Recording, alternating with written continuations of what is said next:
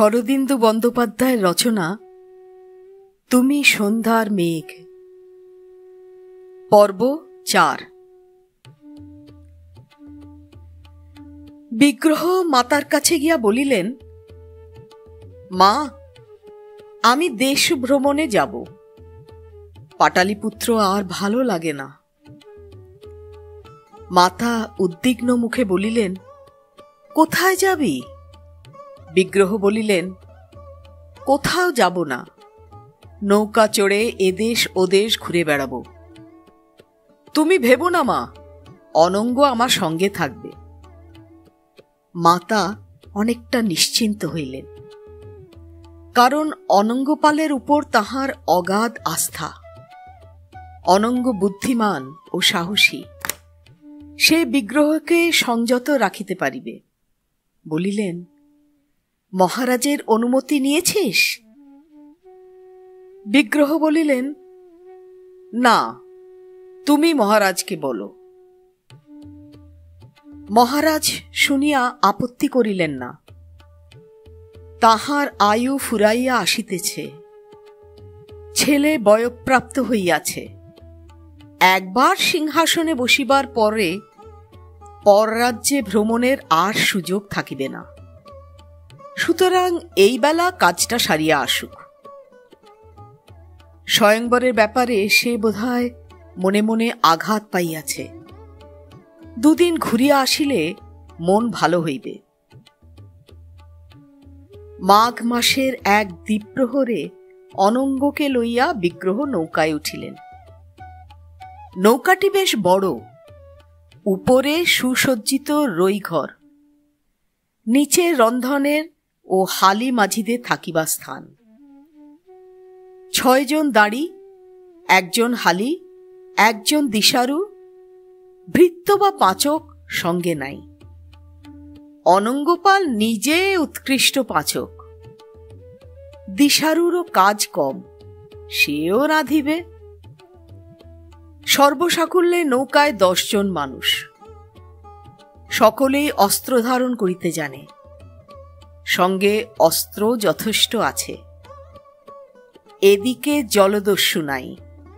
দক্ষিণের গৌড়বঙ্গে জলদস্যুর বড় দৌরাত্ম্য, তবু সাবধানের মার নাই। জলপথে বা স্থলপথে যে পথেই হোক, বিদেশ যাত্রার সময় অস্ত্রশস্ত্র সঙ্গে লইতে হয়। অনুকূল পবনে পাল তুলিয়া নৌকা মরাল গতিতে উজান চলিল। গুণবৃক্ষের মাথায় রাজকীয় লাঞ্ছনা নাই। নৌকায় যে রাজপুত্র চলিয়াছেন তাহা অনুমান করা যায় না। মনে হয় প্রয়াগ বা বারাণসীর কোন বণিকের নৌকা সাগর হইতে ফিরিতেছে। বিগ্রহের উদ্দেশ্যও তাই।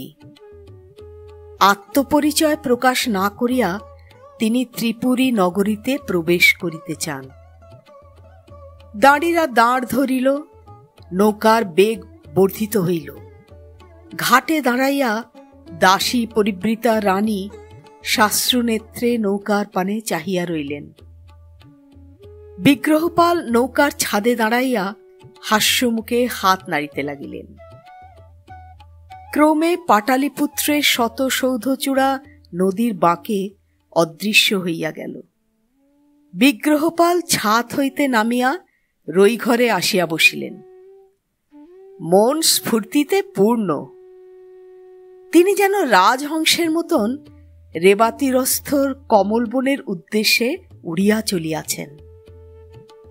সেখানে কমলবনের পরাগ সুরভিত জলে একটি রাজহংসী বাস করে। অনঙ্গপাল একটি বীণা যন্ত্রের কর্ণমর্দন করিতে করিতে তন্ত্রীতে সুর বাঁধিতেছিল। বিগ্রহপাল তাহার পৃষ্ঠে সস্নেহে মুষ্ঠাঘাত করিয়া বলিলেন, যাত্রা ভালোই হয়েছে, কি বলিস? ঘাটের ধারে 2 খঞ্জন পাখি ল্যাজ নাচাচ্ছিল। অনঙ্গপাল বিনা তন্ত্রীতে তর্জনীর টঙ্কার দিয়া বলিলেন, খঞ্জন নয়, ও 2টি কাদা খোঁচা। বিগ্রহ বলিলেন, না না খঞ্জন, কাদা খোঁচা কখনো ল্যাজ নাচায়। আর তা সে যা হোক, কতদিনে ত্রিপুরীতে পৌঁছব বল দেখি। অনঙ্গ বলিলেন, তোর মন যে বাতাসের আগে উড়ে চলেছে, এ কি মন পবনের নাও? এত বেশি আগ্রহ কিসের? যাকে চুরি করতে যাচ্ছিস তাকে তো চোখেও দেখিসনি। বিগ্রহপালের চক্ষু উত্তেজনায় নাচিয়া উঠিল। তাতে কি, চুরি করাটাই আসল। আর মেয়েটা নিশ্চয়ই সুন্দর, নইলে স্বয়ংবর হতো না। বিনা নামাইয়া রাখিয়া অনঙ্গ বলিলেন, তা কি বলা যায়? রাজারা কি শুধু রূপ দেখেই বিয়ে করে? অনেক সময় রাজনৈতিক চালও থাকে। 10টা রানীর মধ্যে গোটা 3-4 সুন্দরী থাকলেই হলো। মহারাজ লক্ষ্মীকর্ণের কন্যাটি হয়তো বাপের মতো দেখতে। বিগ্রহ বলিলেন, যদি তা হয় তাহলে তাকে হরণ করে এনে তোর সঙ্গে বিয়ে দেব। অনঙ্গ বলিলেন, তুইও ভীষ্ম নয়, আমিও বিচিত্র বীর্য নই। তোর হরণ করা মেয়ে আমি বিয়ে করব কেন? তোকেই বিয়ে করতে হবে। আচ্ছা, সে তখন দেখা যাবে। আগে বল, ত্রিপুরীতে পৌঁছব কখন? অনঙ্গ দিশারুকে ডাকিল। দিশারুর নাম গরুর ধ্বজ। চেহারাটা গিরগিটির মতো। সে গুণবৃক্ষে উঠিয়া দিক দর্শন করিতেছিল। নামিয়া আসিয়া দ্বারের কাছে দাঁড়াইল। অনঙ্গ জিজ্ঞাসা করিল, গরুর, ত্রিপুরী যেতে কতদিন লাগবে? গরুর বলিল, আজ্ঞা, নৌকা ত্রিপুরী পর্যন্ত যাবে না। ত্রিপুরী নগরী হল নর্মদা নদীর তীরে, সোন-নদের শেষ ঘাট থেকে 4 ক্রোশ দূরে। অর্থাৎ সোন-নদের শেষ ঘাটে নেমে স্থলপথে যেতে হবে। সেখানে যানবাহন পাওয়া যাবে? আজ্ঞা, মাঝে পাহাড়ের ভেতর দিয়ে পথ আছে। বণিকেরা পণ্য নিয়ে যাতায়াত করে। এখান থেকে সোন-নদের শেষ ঘাটে পৌঁছতে কতদিন লাগবে? গরুর বলল, গঙ্গাতে উজান ঠেলে যেতে হচ্ছে, সোনেও উজান ঠেলে যেতে হবে। সারা পথ উজান, আর 10 দিন লাগবে। ফেরার সময় 5 দিনে হবে। বিগ্রহ বলিলেন, 10 দিন? হা হতশী! আর গঙ্গা সোন মোহনায় পৌঁছতে কতক্ষণ লাগবে? গরুর বলিল, আজ্ঞা, সোনের মোহনা এখান থেকে 5 ক্রোশ। বাতাস যদি অনুকূলে থাকে সন্ধ্যার আগেই পৌঁছাতে পারি। 2 ঘটি দেরি হলেও ক্ষতি নাই। আজ শুক্লপক্ষের ষষ্ঠী, আকাশে চাঁদ থাকবে। তাহলে আজ রাতে গঙ্গা সোনের সঙ্গমেই নৌকা বাঁধবে। আজ্ঞা, তাই হবে। ভালো, যাও, তুমি নিজের কাজ করো গিয়ে। গরু চলিয়া যাইতেছিল, ফিরিয়া দাঁড়াইয়া বলিল, আজ্ঞা, আর কাঠে উঠেছিলাম, দেখলাম সামনে অনেক দূরে একটা নৌকা যাচ্ছে। বিগ্রহ বলিলেন, বটে, কিরকম নৌকা? গরুর বলিল, দূর থেকে বঙ্গাল দেশের নৌকা মনে হলো, সঙ্গে একটি ছোট ডিঙ্গি আছে। বঙ্গাল দেশের নৌকা? হয়তো পশ্চিমে বাণিজ্যে যাচ্ছে। আজ্ঞা, হতে পারে, তবে বঙ্গাল দেশের নৌকা পশ্চিমে বড় আসে না। পশ্চিম দেশের নৌকায় বঙ্গাল দেশ দিয়ে সাগরে যায়। বিগ্রহ বললেন, আচ্ছা তুমি যাও, আশঙ্কার কিছু নেই তো? আজ্ঞা, মনে তো হয় না, তবে বঙ্গাল দেশের নৌকা হলে সতর্ক থাকা ভালো। শীতের সূর্য পশ্চিমে ঢলিয়া পড়িলে বিগ্রহপাল নৌকার ছাদের উপর আসিয়া বসিলেন। অনঙ্গ বীণা লইয়া মৃদু মৃদু বাজাইতে লাগিল। মিঠা লঘু চৈতালি সুর যেন অদূর বসন্তকে চুপি চুপি ডাকিতেছে। ছাদের ওপর আত্তপ্ত রৌদ্র ও শীতল বাতাসের সংমিশ্রণ বড়ই উপাদেয়। চারিদিকে দৃশ্য চিত্তগ্রাহী। নৌকা স্রোতের ঠিক মাঝখান দিয়া যাইতেছে না, মাঝখানে স্রোতের বেগ বেশি, তাই একটু পাশ কাটাইয়া চলিয়াছে। বাম দিকে তীর নিকটে, দক্ষিণ দিকে তীর দূরে। মাঘ মাসের কৃষাঙ্গী গঙ্গা দুই তীরে শীতাঞ্চল বিছাইয়া দিয়াছে। নদীর বুকেও স্থানে স্থানে বালুচর জাগিয়াছে। চরের শুষ্ক বালুকার উপর অগণিত হংস লীন হইয়া রোদ পোহাইতেছে। নৌকা কাছে আসিলে গ্রীবা তুলিয়া ডাকাডাকি করিতেছে। শীতের আরম্ভে হিমালয়ের হ্রদগুলি যখন হিমাবৃত হয়, তখন ইহারা দলে দলে ভারতের নদ নদীতে নামিয়া আসে। শীতের অন্তে আবার হিমালয় ফিরিয়া যায়। গঙ্গার দক্ষিণ তীর নৌকা হইতে স্পষ্ট দেখা যায়। সৈকত সীমা পার হইয়া উচ্চ পাড়, পাড়ের উপর কোথাও কর্কশ কাশ স্তম্ভ, কোথাও পিত পুষ্পিত সরিষার ক্ষেত, কোথাও বা তৃণশীর্ষ ছোট গ্রাম। নৌকা আগে চলিয়াছে, গ্রাম পিছাইয়া যাইতেছে। আবার কাশবন, আবার পিতপুষ্পিত সরিষার ক্ষেত, আবার গ্রাম। বিগ্রহ হর্ষোৎফুল্ল নেত্রে দেখিতে দেখিতে চলিলেন। ক্রমে সূর্য পাটে বসিল। আর একটি অজ্ঞাত অখ্যাত গ্রাম। গ্রামবধূরা নদীতে জল ভরিতে আসিয়াছে। এক পাল গরু বাছুর জলের কিনারায় সারি দিয়া দাঁড়াইয়া জল পান করিতেছে। ঘাট হইতে অদূরে চক্রবাক মিথুন কাতর কলধ্বনি করিয়া পরস্পর বিদায় লইল। সন্ধ্যা নামিতেছে, আকাশের গায়ে বৈরাগ্যের গৈরিক উত্তরীয়। অতঃপর সোনসঙ্গম পর্যন্ত আর গ্রাম নাই, কেবল কাশের খুব। সোনের মোহানা এক স্থানে স্থির থাকে না, কখনো পশ্চিমে সরিয়া যায়, আবার কখনো পাটালিপুত্রের দিকে সরিয়া আসে। স্মরণাতীত কাল হইতে এই চলিতেছে। তাই এই অব্যবস্থিত চিত্ত নদের মুখের কাছে জনবসতি নাই।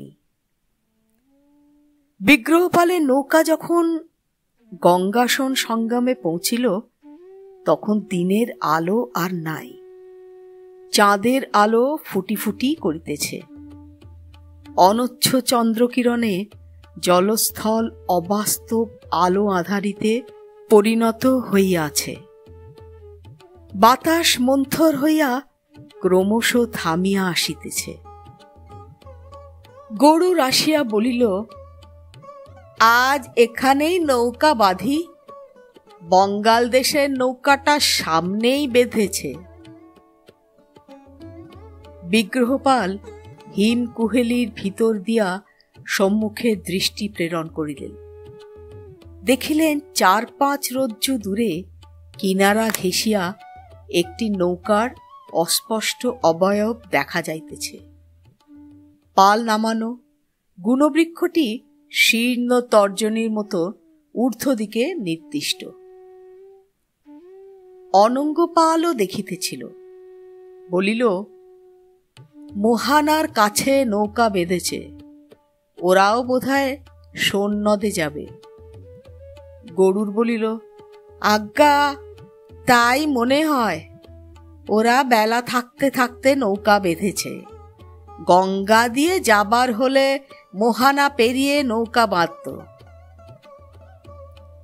অনঙ্গ বলিল, তুমি এখানেই নৌকা বাঁধো, আর বেশি গিয়ে কাজ নেই। অতঃপর পাল নামাইয়া নৌকা তীরের আরো কাছে লইয়া গিয়া কাদায় বাঁশ পুতিয়া বাঁধা হইল। দাঁড়ি মাঝিরা সারা দিন পরে বিশ্রাম পাইল। গরুর রইঘরে দ্বীপ জ্বালিয়া দিল। চারি কোণে দণ্ডের মাথায় 4টি ঘৃত দ্বীপ। দুই বন্ধু পাশা পাতিয়া খেলিতে বসিলেন। গরুর নিচে রন্ধন করিতে গেল। অনঙ্গ তাহাকে বলিয়া দিল, গরুর, বেশি কিছু রাঁধতে হবে না, কেবল ভাত আর অলাবুর দধিপাক। মহারানী প্রচুর মাছ রেঁধে দিয়েছেন সঙ্গে, তাতেই আজ রাতটা চলে যাবে, তোমরাও পাবে। পাল রাজবংশেরা বাঙালি ছিলেন। বঙ্গদেশ হইতে বিচ্যুত হইয়াও তাহারা মাছ ভাতের নেশা ছাড়িতে পারেন নাই। যথাকালে অন্ন প্রস্তুত হইলে দুই বন্ধু আহার করিলেন। অনঙ্গপাল পানের বাটা লইয়া পান সাজিতে বসিল। এলাচ, দারুচিনি ও কেয়া খয়ের দেওয়া সুগন্ধি তাম্বুল। দুজনে পান চিবাইতে চিবাইতে বাহিরে আসিয়া দাঁড়াইলেন। চন্দ্র অস্ত গিয়াছে। কালপুরুষকে মধ্যে লইয়া অসংখ্য উজ্জ্বল জ্যোতিষ্ক আকাশে ঝলমল করিতেছে। সহসা দূর হইতে মধুর স্ত্রী কণ্ঠের সঙ্গীত ভাসিয়া আসিল। দুই বন্ধু চকিত হইয়া চাহিলেন। সম্মুখের নৌকা হতে সরলহরী আসিতেছে। বিগ্রহ কিছুক্ষণ কান পাতিয়া শুনিয়া বললেন, ধন্য। কথা বোঝা যাচ্ছে না বটে, কিন্তু ভারী মিষ্ট গলা। অনঙ্গ বলিল, দেশ বরাড়ি রাগ, জ্যোতি তাল, সঙ্গে সুশির বাজছে। বিগ্রহ বলিলেন, ওদের সঙ্গে যখন স্ত্রীলোক আছে তখন ওরা নিশ্চয়ই চোর ডাকাত নয়।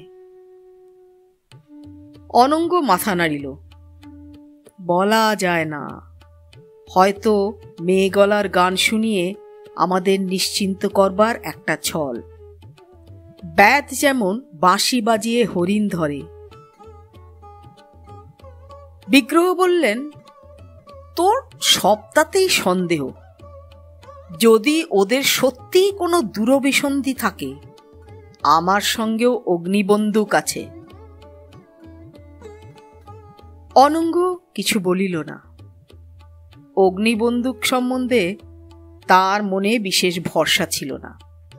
মায়াবী যন্ত্রের সাহায্যে মায়া দেখায়। সেই যন্ত্র পাইলে প্রাকৃত ব্যক্তি মায়া দেখাইতে পারে কি? যা হোক, গান বন্ধ হইলে অনঙ্গ গরুরকে ডাকিয়া রাত্রে সতর্ক থাকিবার অনুজ্ঞা দিল। তারপর দুই বন্ধু রইঘরে গিয়া পাশাপাশি শয্যায় শয়ন করিল। 2 দণ্ড পরে গঙ্গার কুলকুল ধ্বনি শুনিতে শুনিতে তাহারা ঘুমাইয়া পড়িল। অন্য নৌকা যাত্রীরাও দেখিয়াছিল পাটালিপুত্র হইতে একটি নৌকা দূরে দূরে তাহাদের পেছনে আসিতেছে। তাহারাও সতর্কভাবে রাত্রি যাপন করিল। লক্ষ্মীকর্ণদেবের জামাতা জাতবর্মা শ্বশুর মহাশয়ের নিকট অর্ধপথে বিদায় লইয়া স্বদেশে ফিরিয়া গিয়াছিলেন। শ্বশুরের সহিত যুদ্ধযাত্রার স্বাদ তাহার আদৌ ছিল না। নিতান্তই শ্বশুরের সাগ্রহ আহ্বানে অনিচ্ছা ভরে জয়যাত্রায় যোগ দিয়াছিলেন। জয়যাত্রা যে এমন এক প্রহসনে পরিণত হইবে তাহা তিনি স্বপ্নেও ভাবেন নাই। রাজধানী বিক্রমপুরে উপনীত হইয়া জাতবর্মা পিতৃদেবকে সমস্ত কথা নিবেদন করিলেন। শুনিয়া মহারাজ বজ্রবর্মা খুব খানিকটা হাসিলেন। বৈবাহিক বিপাকে পড়িলে কার না আনন্দ হয়। তারপর বলিলেন, যাক, প্রাণে প্রাণে ফিরে এসেছ, এই যথেষ্ট। ভরসা করি বৈবাহিক মহাশয়ের শিক্ষা হইয়াছে। নয়পাল নিরীহ মানুষ, তাই বেঁচে গেলেন। বিগ্রহপালের সঙ্গে যদি যৌবনশ্রী বিবাহ হয় তাহলে উভয় পক্ষেরই মঙ্গল, আমাদেরও মঙ্গল। বিগ্রহপাল তোমার শ্যালীপতি হবে। শ্যালীপতিদের মধ্যে যুদ্ধ বিগ্রহের আশঙ্কা কম। এখন অন্তঃপুরে যাও, বধূমাতা তোমার জন্য উৎকণ্ঠিতা আছেন। জাতবর্মা অন্তঃপুরে গেলেন। পত্নীর সহিত মিলন হইল। যেন কত দিনের দীর্ঘ বিচ্ছেদ। দুজনে নিবিড়ভাবে আলিঙ্গনবদ্ধ হইলেন। বীরশ্রী তাহার ভগিনী যৌবনশ্রীর অপেক্ষা 3 বৎসরের বড়। দীঘল পূর্ণায়ত দেহ, সর্বাঙ্গে পরিণত যৌবনের প্রাচুর্য ফাটিয়া পড়িতেছে। মুখখানি হয়তো যৌবনশ্রীর মতো অত সুন্দর নয়, তবু রসের রহস্যের চটুলতায় এমনই প্রাণবন্ত যে নিছক সৌন্দর্যের ন্যূনতা ও সহসা অনুভব হয় না। দুই ভগিনীর প্রকৃতিও সম্পূর্ণ বিপরীত। একজন যেমন শান্ত গম্ভীর, অন্যজন তেমনি হাস্য কৌতুকময়ী। 3 বৎসর হইল বীরশ্রীর বিবাহ হইয়াছে, এখনো সন্তানাদি হয় নাই। স্বামী স্ত্রী পরস্পরের মধ্যেই মগ্ন হইয়া আছেন। তৎকালে ভারতে বহু বিবাহ প্রচলিত ছিল, বিশেষত রাজাদের মধ্যে। তাই বলিয়া সকলেই বহু বিবাহ করিতেন না। এক পত্নীতে যাহারা সুখী হইতেন তাহারা একনিষ্ঠ থাকিতেন। জাতবর্মাও একনিষ্ঠ ছিলেন। জাতবর্মা ও বীরশ্রী 2 মাস আনন্দে কাটাইলেন। তারপর ত্রিপুরী হইতে পত্র লইয়া দূত আসিল। যৌবনশ্রী স্বয়ংবরে মহারাজ লক্ষ্মীকর্ণ কন্যা জামাতাকে আহ্বান করিয়াছেন। জাতবর্মা প্রথমটা ইতস্তত করিয়াছিলেন। শ্বশুর মহাশয়ের ব্যাপারে আবার জড়াইয়া পড়িবার ইচ্ছা তাঁর ছিল না। কিন্তু বীরশ্রী স্বামীকে শয্যায় পাড়িয়া ফেলিয়া 2 মৃণাল ভুজে তাহার কণ্ঠাশ্লেষ করিয়া ধরিলেন। বলিলেন, যৌবনা স্বয়ংবরে যদি আমায় না নিয়ে যাও, জন্মে তোমার সঙ্গে কথা কইব না। এরূপ অবস্থায় কোন স্বামী অধিকক্ষণ আক্রমণ প্রতিরোধ করিতে পারে না। জাতবর্মা তবু বলিলেন, কিন্তু বীরা, ভেবে দেখো, যৌবনশ্রী যদি স্বয়ংবর সভায় আমার গলায় মালা দেয় তখন যে বড় বিপদ হবে। বীরশ্রী মুখ টিপে হাসিলেন। বেশ তো, ভালোই হবে। 2 বোনে কেমন একসঙ্গে থাকব। জাতবর্মা বলিলেন, তোমাদের 2 বোনের না হয় ভালোই হবে, কিন্তু আমি একটি বোনকেই সামলাতে পারি না। বীরশ্রী স্বামীর মুখের উপর মুখ রাখিয়া চুপি চুপি বলিলেন, ভয় নেই, তোমাকে আমি স্বয়ংবর সভায় যেতে দেব না, ঘরে বন্ধ করে রাখব। সুতরাং রাজি হইতেই হইল। মহারাজ ব্রজবর্মাও আপত্তি করিলেন না। যাত্রার উদ্যোগ আয়োজন হইল। বাংলাদেশ হইতে ত্রিপুরী যাইতে হইলে জলপথই প্রশস্ত। স্থলপথে যাইলে অনেক লোকজন সঙ্গে লইতে হয়। জলপথ অপেক্ষাকৃত নিরাপদ। জাতবর্মা নৌকা সাজাইয়া বীরশ্রীকে লইয়া বাহির হইয়া পড়িলেন। বড় নৌকা, 14 জন নাবিক, 2 জন ভীমাকায় দেহরক্ষী সঙ্গে আছে। উপরন্তু খাদ্যাদি অতিরিক্ত বস্তু বহনের জন্য একটি ছোট ডিঙা।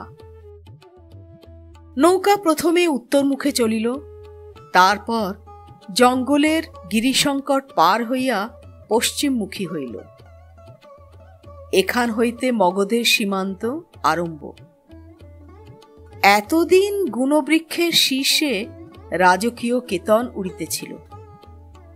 মগধে প্রবেশ করিয়া জাতবর্মা কেতন নামাইয়া লইবার আদেশ দিলেন। পররাজ্যে আত্মপরিচয় ঘোষণার প্রয়োজন নাই। মগধে অবশ্য বন্দর নাই, নৌসৈন্যের দ্বারা শুল্ক আদায়ের ব্যবস্থা নাই। যে কালে এখানে অসংখ্য বিশাল রণতরী সমাবেশ সেতুবন্ধ রামেশ্বরের শৈলীশিখর শ্রেণী বলিয়া মনে হইত, সে কাল আর নাই। তবু যথাসম্ভব প্রচ্ছন্নভাবে যাওয়াই বাঞ্ছনীয়।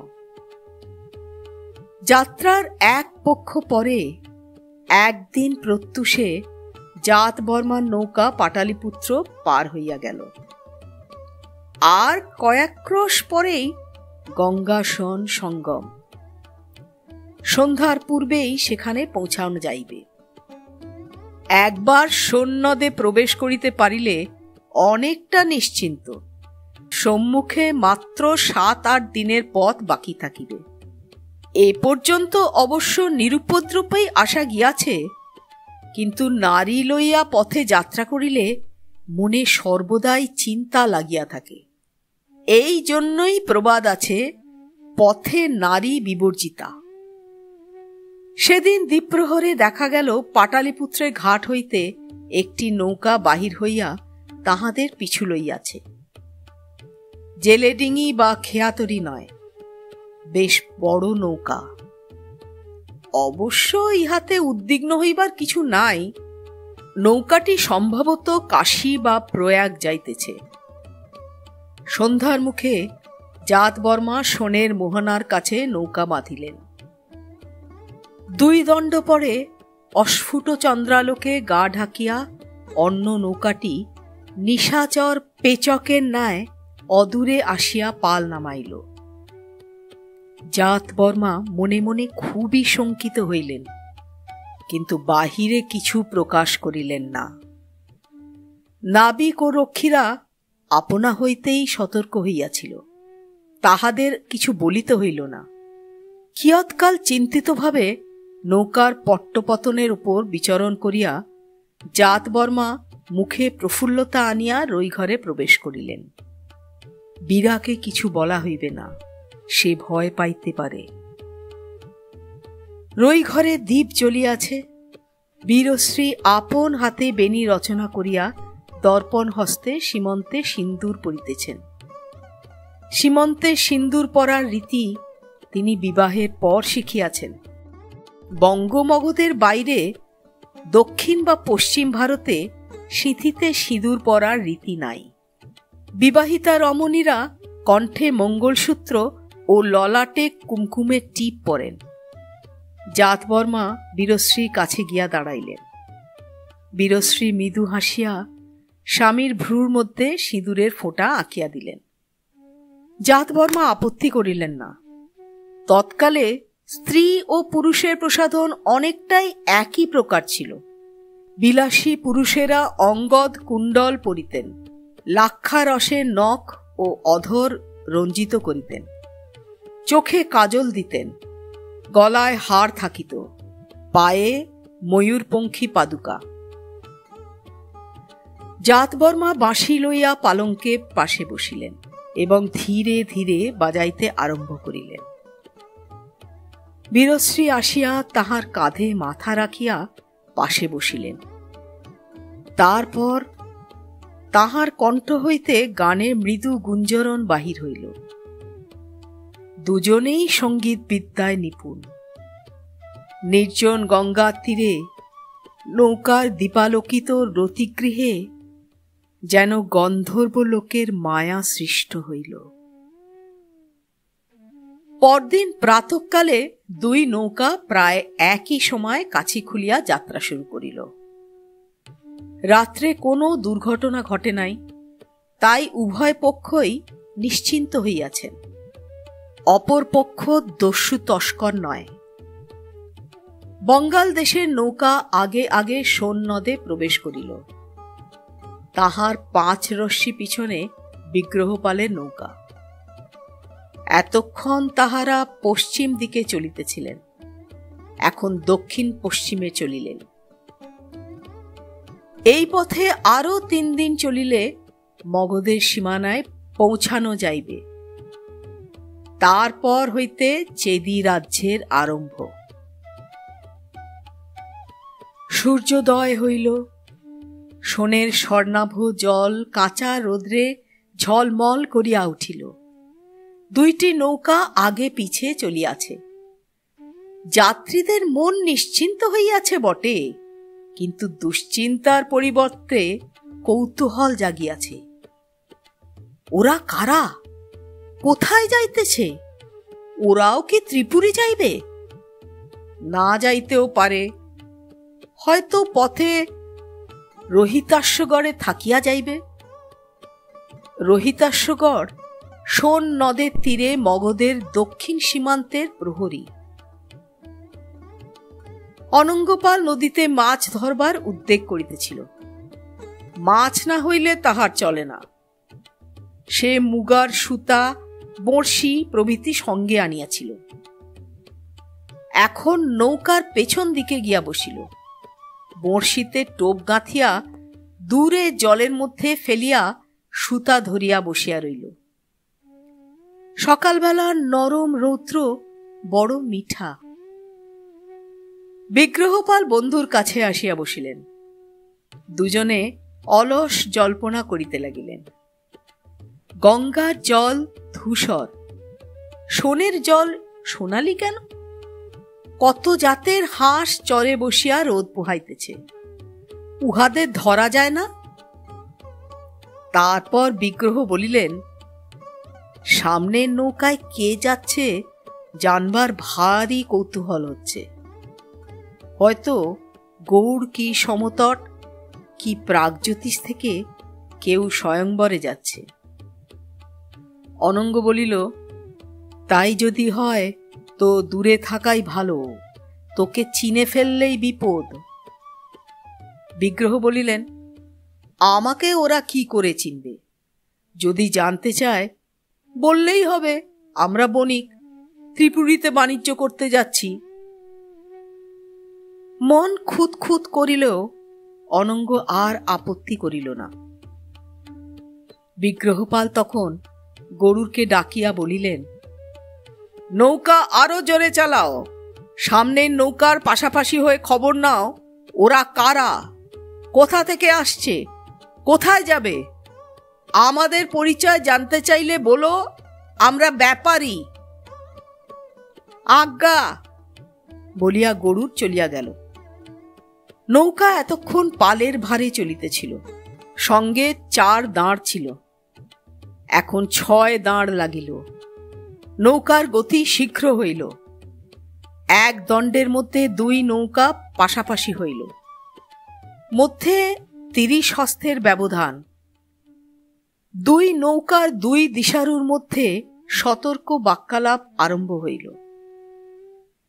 গরুর গলা বাড়াইয়া প্রশ্ন করিল, কোথা যাও? অন্য দিশারুর চেহারাও টিকটিকির মতন। নাম বোধ করি জটায়ু। সে বলিল, তুমি কোথা যাও? গরুর বলিল, ত্রিপুরীর ঘাট অবধি। জটায়ু বলিল, আমিও ত্রিপুরীর ঘাট অবধি। এইখানে ভাষা সম্বন্ধে 2টা কথা বলিয়া রাখি। তৎকালে সমগ্র উত্তর ভারতে 2টি ভাষা প্রচলিত ছিল। পশ্চিমে সৌরসেনীর অপভ্রংশ এবং পূর্বে মাগধীর অপভ্রংশ। উভয় ভাষাই সংস্কৃতের বিকার, উভয়ের মধ্যেই প্রভেদ বেশি ছিল না। বাংলাদেশের মানুষ বিনা ক্লেশে সৌরসেনীর ভাষা বুঝিত। পশ্চিম ও মধ্যদেশের লোকেরা মাগধীর অপভ্রংশ বঙ্গীয় রূপ বুঝিতে গলদঘর্ম হইত না। তখনও বাংলা ও অন্যান্য প্রান্তীয় ভাষাগুলি দানা বাঁধিতে আরম্ভ করে নাই।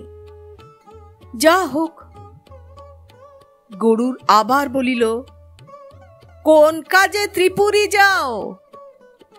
জটায়ু বলিল, তুমি কোন কাজে যাও? গরুর বলিল, ব্যাপার করতে যাই। জটায়ু বলিল, আম্মো। গরুর বলিল, তোমার নৌকায় কয়জন যাত্রী? এই সময় জাত বর্মা রইঘরের বাহিরে আসিয়া দাঁড়াইলেন। অপর নৌকায় বিগ্রহপাল দিশারুদয়ের বাকচাতুর্যে অধীর হইয়া নৌকার পিছন দিক হইতে উঠিয়া আসিলেন। দুজনের দৃষ্টি বিনিময় হইল। কিছুক্ষণ অবাক হইয়া থাকিয়া দুইজনেই উচ্চ কণ্ঠে হাসিয়া উঠিলেন।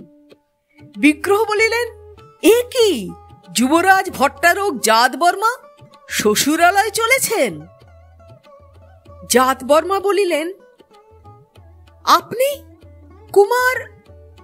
বিগ্রহপাল সচকিতে অধরের উপর অঙ্গুলি রাখিলেন। জাত বর্মা থামিয়া গেলেন। ওদিকে অনঙ্গপাল হাসি ও কথার শব্দ শুনিতে পাইয়াছিল। সে গলুইয়ে মাছ ধরা সুতা বাঁধিয়া তাড়াতাড়ি উঠিয়া আসিল। কর্ণধারকে বলিয়া আসিল, তুমি এদিকে একটু দৃষ্টি রেখো। অনঙ্গ বিগ্রহপালের পাশে উপস্থিত হইলে বিগ্রহ তাহাকে কানে কানে জাত বর্মার পরিচয় দিলেন।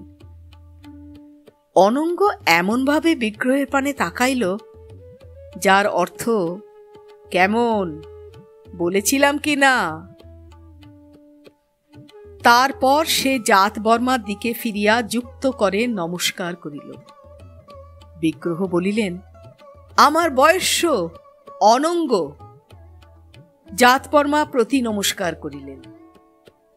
বিগ্রহ বলিলেন, আপনি আসুন না আমার নৌকায়, ভালো করে আলাপ করা যাক।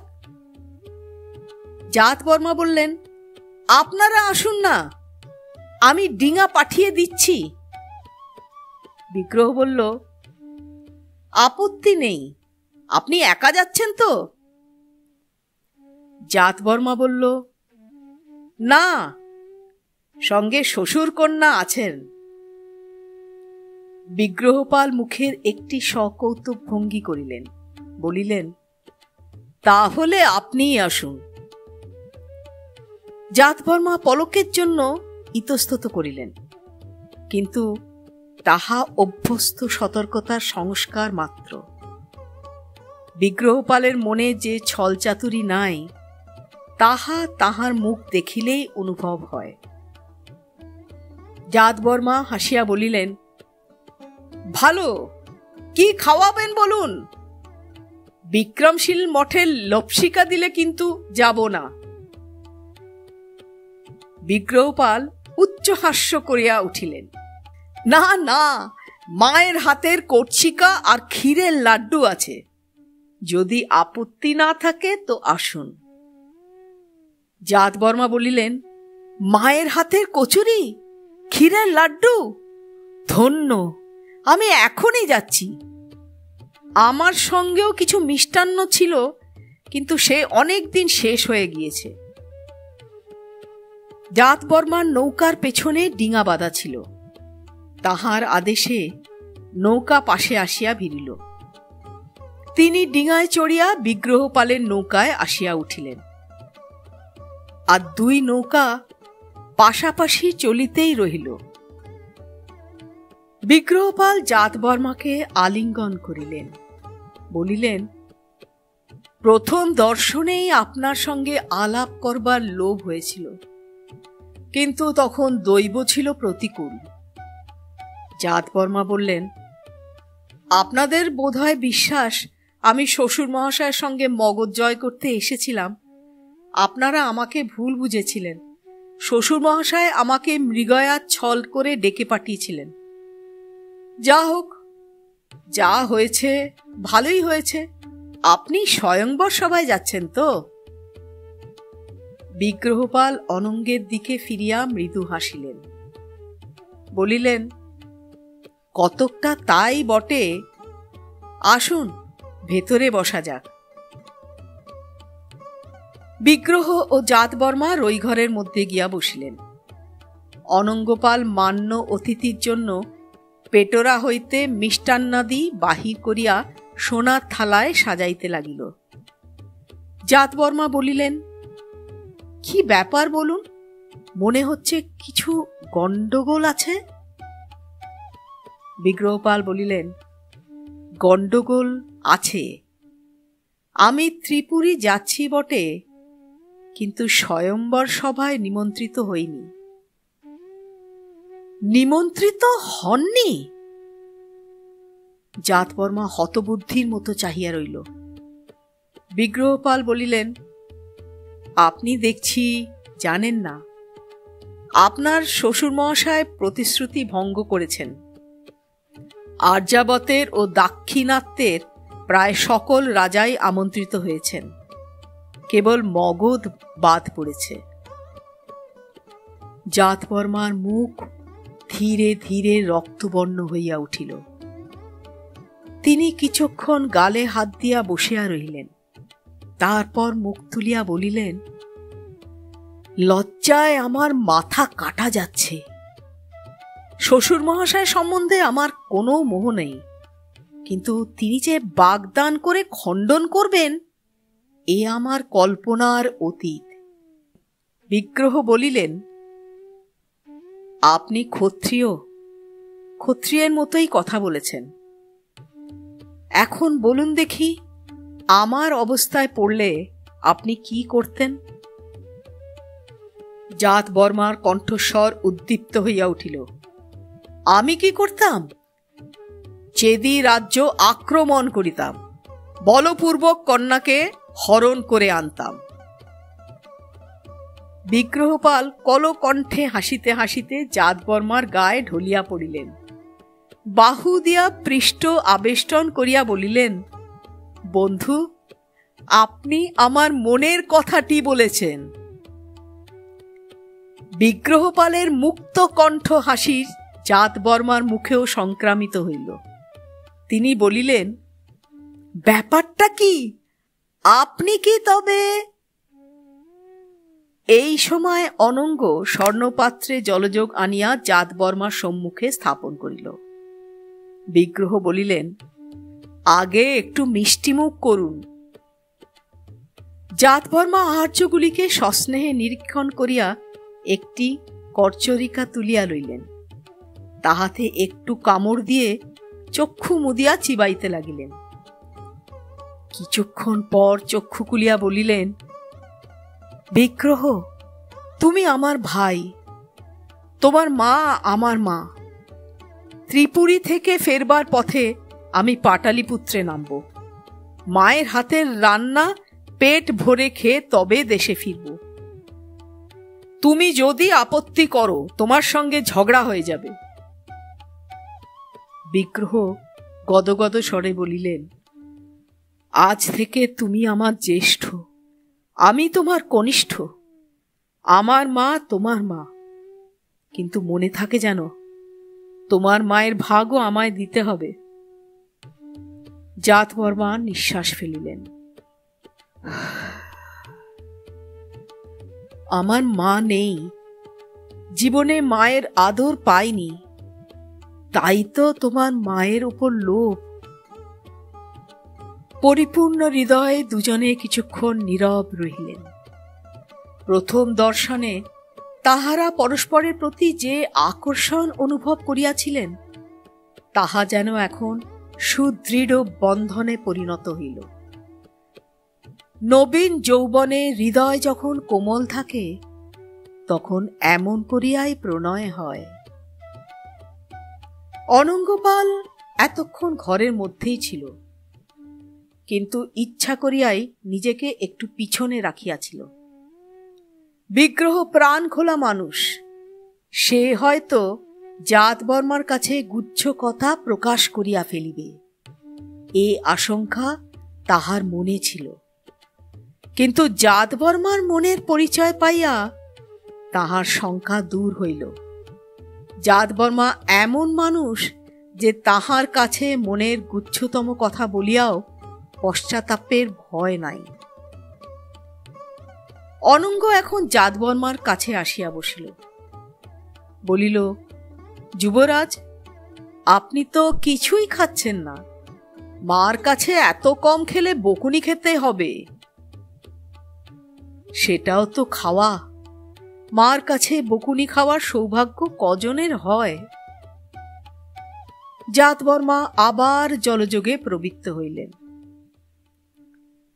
যাক বিগ্রহ, এখন বলো দেখি, তুমি একা একা ত্রিপুরী যাচ্ছ কেন? যদি আক্রমণ করাই উদ্দেশ্য, সৈন্য সঙ্গে নেই কেন? সৈন্য কি স্থলপথে যাচ্ছে? বিগ্রহ মাথা নাড়িলেন। না, পিতৃদেব সামান্য কারণে যুদ্ধ করার বিরোধী। আমি তাকে না জানিয়ে চুপি চুপি ত্রিপুরী যাচ্ছি। কিন্তু কেন? কোনো ফন্দি আছে নিশ্চয়ই। বিগ্রহ বলিলেন, ফন্দি একটা আছে, কিন্তু তোমাকে বলতে সংকোচ হচ্ছে। জাত বর্মা বলিলেন, কি, বড় ভাইয়ের কাছে সংকোচ? শীঘ্র বলো, কি ফন্দি এঁটেছ? তুমি কাউকে বলবে না? কাকে বলবো? শ্বশুরমশাইকে? তুমি নিশ্চিন্ত থাকো, ও বুড়ার প্রতি আমার তিল মাত্র শ্রদ্ধা নেই, তাকে ঘুণাক্ষরেও কিছু বলবো না। জাত বর্মা এই বলিয়া একটু থামিলেন, তারপর বলিলেন, কিন্তু একটা কথা আছে। বিগ্রহ বলিলেন, কি কথা? তোমার ভাতৃবধূর কথা, যিনি আমার সঙ্গে আছেন। তিনি যদি সন্দেহ করেন আমি তার কাছে কথা গোপন করছি, তাহলে যেন তেন প্রকারেণ কথাটি বের করে নেবেন। তাকে প্রতিরোধ করতে পারি এত শক্তি আমার নেই। বিগ্রহপাল হাসিলেন। বধূরানীর কাছে গোপন করতে না পারো, তাকে বলো। তিনি নিশ্চয়ই অন্য কাউকে বলবেন না। জাত বর্মা গম্ভীর মুখে বলিলেন, বীরশ্রীর ইচ্ছা না থাকলে তার পেট থেকে কথা বার করতে পারে এমন মানুষ আজও জন্মায়নি। বিগ্রহ বলিলেন, তাহলেই হলো। বেশি জানাজানি হলে সব পণ্ড হয়ে যেতে পারে। জাত বর্মা বললেন, জানাজানি হবে না, তুমি বলো। বিগ্রহ তখন বললেন, ফন্দি আর কিছুই নয়, যৌবনশ্রীকে চুরি করে আনব। জাত বর্মা কিয়ৎক্ষণ বিস্ময়োৎফুল্ল নেত্রে চাহিয়া রইলেন। চুরি করে আনবে? হ্যাঁ, তোমার আপত্তি নেই তো? আপত্তি? চুরি করা আর হরণ করা তো একই কথা। ক্ষত্রিয় যদি কন্যা হরণ করে বিবাহ করে তাতে অন্যায় হয় না। বিশেষত বর্তমান ক্ষেত্রে যৌবনশ্রীকে চুরি করার সম্পূর্ণ অধিকার তোমার আছে। কিন্তু চুরি করবে কি করে? রাজপুরী থেকে রাজকন্যাকে চুরি করা তো সহজ কাজ নয়। বিগ্রহ বললেন, উপায় এখনো কিছু স্থির হয়নি। ক্ষেত্রে কর্ম বিধিয়তে। তোমার তাহলে অমত নেই? জাত বর্মা বললেন, না, অমত নেই। যৌবনশ্রী যদি আমার শালিকা না হয়ে ভগিনী হতো, তবু অমত হতো না। এবং আমার বিশ্বাস, বীরা যদি জানতে পারে, তারও অমত হবে না। বাঙালি স্বামী তার খুব পছন্দ। বলে জাত বর্মা বিগ্রহপালের পানে অপাঙ্গে হাসিলেন। অন্য দুইজনও ঘাড় ফিরিয়া মৃদু মৃদু হাসিতে লাগিলেন। জাতবর্মা জলযোগ সমাপ্ত করিয়া তাম্বুল মুখে দিতে দিতে পরিতৃপ্ত স্বরে বলিলেন, ধন্য। এই সময় নৌকার পেছন দিক হইতে কর্ণধার উচ্চ কণ্ঠস্বর আসিল, ভট্টা, মাছ টোপ গিলেছে, শীঘ্র আসুন। অনঙ্গ এক লাফে বাহির হইয়া গেল। বিগ্রহপাল ও জাতবর্মা তাহার পিছনে গেলেন। গলুইয়ের বাঁধা সুতায় টান পড়িয়াছে। জলের তলায় বর্ষিবিদ্ধ মাছ মুক্তির জন্য প্রাণপণ ছোটাছুটি করিতেছে। অনঙ্গ দ্রুত সুতা নিজের হাতে লইল। তারপর সুতায় অদৃশ্য মাছের প্রবল আকর্ষণ অনুভব করিয়া হাসি মুখে বলিল, বড় মাছ। একদণ্ড খেলাইয়া অনঙ্গ মৎস্যটিকে নৌকায় তুলিল। সিন্দুরবর্ণ প্রকাণ্ড একটি রোহিত মৎস্য। সকলের মুখেই হাসি আকার্ণ প্রসারিত হইল। বিগ্রহ মুগ্ধ চক্ষে মৎস্যটিকে নিরীক্ষণ করিয়া বলিলেন, অনঙ্গ, এ মাছ আমাদের জন্য নয়, বধূরানী এ মাছ খাবেন। এখনই তেল সিঁদুর দিয়ে মাছ ও নৌকায় পাঠিয়ে দাও। অনঙ্গ বলিলেন, সাধু, এখনই পাঠিয়ে দিচ্ছি। জাতবর্মা দুই একবার না না করিলেন। তারপর বলিলেন, বেশ, কিন্তু একটি শর্ত। এবেলা আর সময় নেই, কিন্তু রাত্রে তোমরা দুজন আমার নৌকায় আহার করিবে। বিগ্রহ বলিলেন, ভালো, কিন্তু বধূরানী যদি নিজের হাতে রাঁধেন তবেই খাব। জাতবর্মা বলিলেন, ওকে দিয়েই রাঁধাবো। বিয়ের পর ও মাছ রাঁধতে শিখেছে। পিতৃদেবের আজ্ঞা, বধূরা প্রত্যহ স্বামী শ্বশুরের জন্য অন্তত একটি ব্যঞ্জন রাঁধবে। রাজমহিষী রাজবধূ নিজ হস্তে রন্ধন করেন, ইহাতে বিস্ময়ের কিছু নাই। সেকালে রাজকুলের কন্যাদের চতুষ্ষষ্ঠী কলা শিক্ষা করিতে হইত। বিপুল রাজসংসার পরিচালনের ভার তাহাদের হাতেই থাকিত। কেবল পালঙ্কে শুইয়া দাসীদের পদসেবা গ্রহণ করিলে তাহাদের নিন্দা হইত। কালিদাস লিখিয়া গিয়াছেন, বামা কুলসাধ্যায়। বস্তুত রাজরানী ও রাজবংশীয়গণ প্রাকৃত জনের সঙ্গে যেমন ব্যবহারই করুন, নিজেদের মধ্যে সহজ সাধারণ মানুষের মতোই আচরণ করিতেন। অতঃপর বেলা বাড়িয়াছে দেখিয়া জাতবর্মা মৎস্য লইয়া নিজ নৌকায় ফিরিয়া গেলেন। এরপর পঞ্চম পর্বে।